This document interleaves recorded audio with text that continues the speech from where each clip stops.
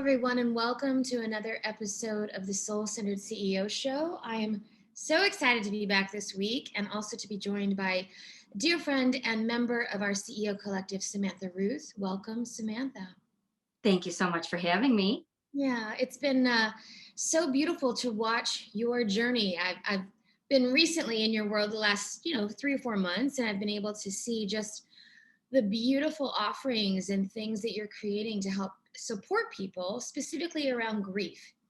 And I think it would be lovely if you want to take a minute just to share with the listeners a little bit about your story and what makes it so important to you to create the containers for people to get support, in their journey through grief. And I feel like that would be a benefit just to kind of set the stage for the conversation today. Well, I mean, outside of the fact that we're living in this world that, so many people are experiencing loss in this pandemic, I was living this fairy tale life where I reconnected with my soulmate and the love of my life and thought I was walking off into the sunset. And at the end of 2017, on a typical Wednesday, out of the blue, he just collapsed at work. And, as a psychologist being trained to deal with loss and trauma, that kind of all goes out of the window. And I was devastated and in my own state of turmoil. And my family lives in Michigan, and I had relocated to create this life with my partner in Colorado, and I didn't know what to do. I really didn't know what to do. And so I took time off to figure it out, and really found this passion through my own journey because the world didn't understand the way I was grieving. I took time off and I didn't want to work, and I was no longer fun Sam. Yeah. And so I want to help other people know that it is important to grieve your own way. Right. It is important to take the time and give yourself permission to heal and to tune out the outside noise and to grieve and to give yourself permission to do that. Because if I hadn't done that, I wouldn't be sitting here. Right. I needed to take that time to figure out what was next, because that's what led me here. Right. I think it's so beautiful how often, I would say, our deepest suffering and our greatest sadness can sometimes be transmuted into our greatest ability to serve, and I think for you to have gone through that experience and now create the space and really open up the conversation is what you're doing. Is you're opening the conversation and saying, it doesn't matter what it looks like.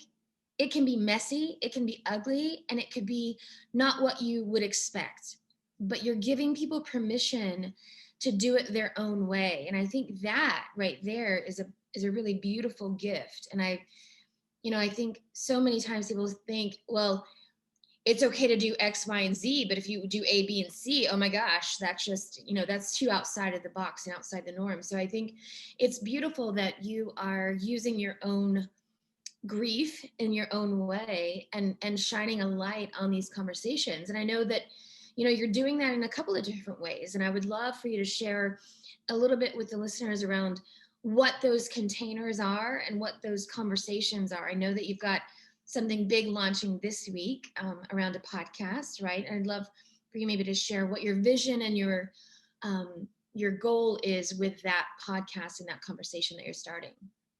And I think my worlds collided, and that's kind of what led this to happen. So I have anxiety. I've lived with anxiety most of my life. Mm-hmm. And through grieving, I realized that mental health issues and grief have a similarity. And it's that they make other people very uncomfortable. And you mentioned it's that I'm starting these conversations. Mm-hmm. And I didn't know that until I was grieving. It somehow, I noticed this parallel that people were uncomfortable. People didn't know how to act around me. People didn't know what to say to me. And that's very similar to what I experience with anxiety and what my clients experience with their own mental health issues. So my podcast my last name is Ruth. So my podcast is called The Be Ruthless Show. And I'm very passionate. I've been extremely passionate my whole life as a psychologist about breaking the stigmas surrounding mental health, because the world doesn't understand it. The world knows what they see in the movies and what they hear, because people don't have these conversations. Right. Because there are so many myths and so many stereotypes that people don't stand up and say, I have anxiety, I take medication, because we're afraid. People are afraid to put that on college applications or job applications because of what might happen. So I want to make noise, and I want to break stigmas and get people talking so that the world understands I'm no different than you. I look no different than you.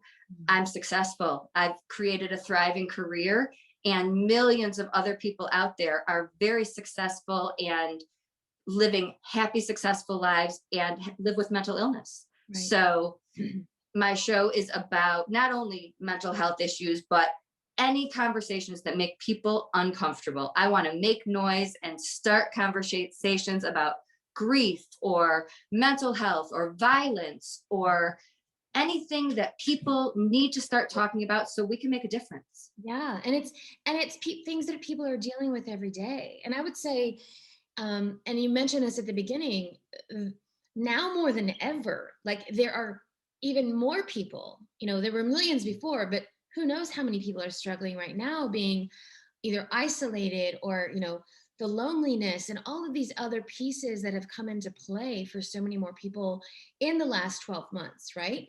I think there is such an even greater need for the conversations and the connections and the ability to just be honest, just speak truth, and I think that's what I feel is such a beautiful gift that you're bringing. And this concept of being ruthless, and that ruthless is not a bad thing. It's an honesty and it's a truth telling that I feel like most people, at least in my experience, are, you're right, very uncomfortable with real truth, like roots of the truth. Like, I'm really suffering. I'm really sad today. I really need support and help. Like, those are not things that we are taught when we're little to speak freely, right? And I think what you've done not only, and are doing with your show, with your new show, the Be Ruthless Show. And we're going to drop the links for you guys, just so you know, all of you that are listening, we'll make sure that you're able to connect to that show as well. But I also feel what's beautiful is you're creating containers for that conversation as well. And I know you recently just created something really beautiful to really help people in the day-to-day, right? So in the day-to-day world that they are in, whether it is an anxiety or depression or isolation or grief, through your beautiful community on Facebook. Do you want to share a little bit about what you're creating there? Because to me, most of us probably need to be in connection and in that conversation in some way as well. Yeah, so I'm extremely proud. In honor of my husband, everything I do is for him and with him. So I did not have I was very fortunate and able to take time off and had the resources to get as much therapy as I needed. Yeah. Not everyone does. And even with that, I didn't feel that I had the support that I needed to get through the first even 2 years. Yeah. So I wanted to create a community and support for anyone dealing with loss. And I said teasingly to a friend, there's rehab for everything else. For anything else, there's not for grief. I needed Griefhab. Wow. So I said it playfully, and I had no idea that it would receive the love and support. I'm overwhelmed with how much love and support I've received, not only from family and friends, but just from everyone. So there's a Facebook group that's just a community for anyone who's experienced loss, or for anyone who wants to learn how to be there for someone who has experienced loss. There you go. Because that's really all of us, right? That's everyone. We've all been touched in some way. And I feel like you said, having the language and having the tools to be able to show up for someone in the most loving and gracious way, those are skills that that I'm assuming can be taught. And I love that you've created that space and that container for not only the primary person, but also the secondary, the people that are surrounding those that are grieving. I think that's a beautiful gift. And I'm not saying this in a playful way. We have people who have lost pets. My dogs are over here making a ruckus. That's a major loss. My and yours too. Our pets are our babies. People have lost jobs in the past year. Right. Businesses have closed. There's all types of loss right now. So yeah, that's so interesting. Yeah. And I think grief is a very interesting and unique to everyone. It's everyone has a different path and a different journey, you know, and I know. So fun. They of course know. Mommy's doing something that matters. So we're gonna play right here. Oh yeah. Mine, if he was here, he'd be right up here in the Zoom with us. So he's like, I'm on center stage. I love it. Well, I feel like making sure that all of these, anyone that says really, I feel like could be be benefited by the work that you're doing in the world. I think it's so lovely. So with that, I also feel like it would be lovely for you to share, because I know when we talked a few months ago, really one of the main ways that you feel called to serve is to help people through times of transition, right? And again, back to what would have been lovely for you to have. Again, it's so fascinating how that common thread, it's like that we create the things we need the most, right? Especially as entrepreneurs. So, I know that you're working and really walking people through some of that end of life transition. Do you want to share a little bit of what that looks like for you and some of the things that you're able to do to provide support for families right now? So outside of the group, I will work with people one-on-one. And my goal is to take as much off of your plate as possible so that you can survive and heal. So for those of you who have dealt with loss, you know that the minute you deal with one thing, another thing just comes right at you. Yeah. So anytime I had to present the death certificate, that would knock me to my knees. Yeah. So I will do things like not just say, oh, let's create a meal plan. I will find the nutritionist to go to the grocery store, to do the shopping, come to your house, cook everything and have it there, because you're not going to do any of that. You're going to eat Cheerios out of the box like I did. Yeah. So all you have to do is open the refrigerator and have like a protein ball filled with everything you need. Yep. When the light bulb goes out, finding the local handyman is too much. So yep. I'm going to take care of all of that. So all you have to do is text that person. You don't have to Google anything. So I'm just really going to be the bridge, talking to your employers or your teachers or your families to say, answering the phone is too much right now. Yeah. You're an advocate. You're almost like a midwife, if you will, in that way, right? To transition from one phase to the next and really help hold their hand throughout that whole process. I mean, I think what a beautiful gift to be able to, what's the word? Stand. Like you take a stand with them and for them and on their behalf, and almost provide the strength that they are not able to create at that now moment. I mean, I think that's so beautiful. And I was just talking to somebody, because everyone means well when they say, let me know if you need anything, or do you need anything? Yeah. That is really a stressful question to someone grieving. Right. How would you reframe? Like if you were to teach, if you could teach one thing today in this conversation to those that are listening, how would you suggest you reframe that particular desire? Because I know it comes from a good intention and a good place, but how would you say that in a better way? Absolutely. To make it playful, like I say, don't give us an essay question. Right. Make it multiple choice. Okay. Like, okay. I'm at the store, I'm going to get you things. Do you want milk or bread? Or both. Or right. D, all of the above. Okay. Right. Right. So more specific, very intentional choices, because what I'm hearing you say is that when you say, is there anything I can do? That's You just, just gave, that's too much on our brains. Like it's we are focusing on the wondering. basic things like showering and making it through the day and Yeah, wondering if we need to eat and what. And that's already too much. right, right. And I think, you know, again, your the depth of your knowing, because you have lived through it, is the greatest blessing to your clients, because you understand them in a way that a lot of people could never understand, you know. And like, even just saying that, what you just said, it's like, oh, now we all know. Now we know it. Don't just say, hey, can I do anything for you? It's, hey, I'm picking up dinner for you tonight. Do you want chicken or beef? Or do you want, like very, very clear, very minimal choices, but very direct. I mean, I think that's a huge learning for all of us. Right. And we know everyone means well. We're not offended. We just truly can't answer. Right. So And then unless we do you've been nothing. there, you don't Right. know.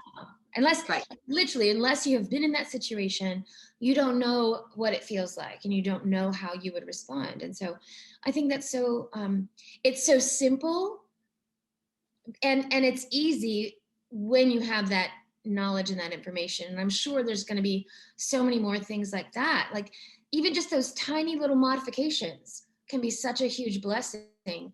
I'm assuming you're going to be teaching some of those during your show, and then also in your group on Facebook as well. Yeah. And I just feel like I'm a bridge or a translator, and it sounds simple. It's not, Right, for the individual or the person receiving.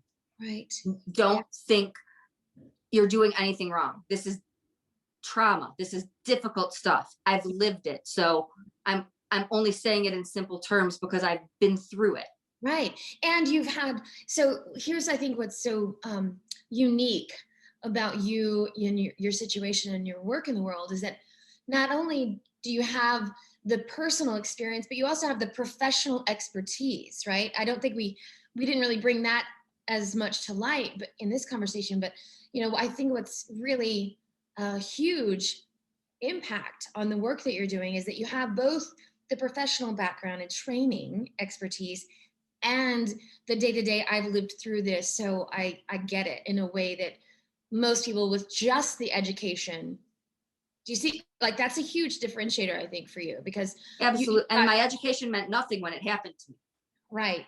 And I think that's so interesting how a lot of that just goes out the window when you get into the actual reality of day to day. You know, I think that's, it's fascinating. And so one last thing I do want to share about is that we are doing our Soul Centered CEO Summit next week. And I'm super excited about that. And I'm thrilled to have you as one of our special guests and speakers for one of the breakout sessions. So for those of you that are listening and want to be part of that, we'd love to have you.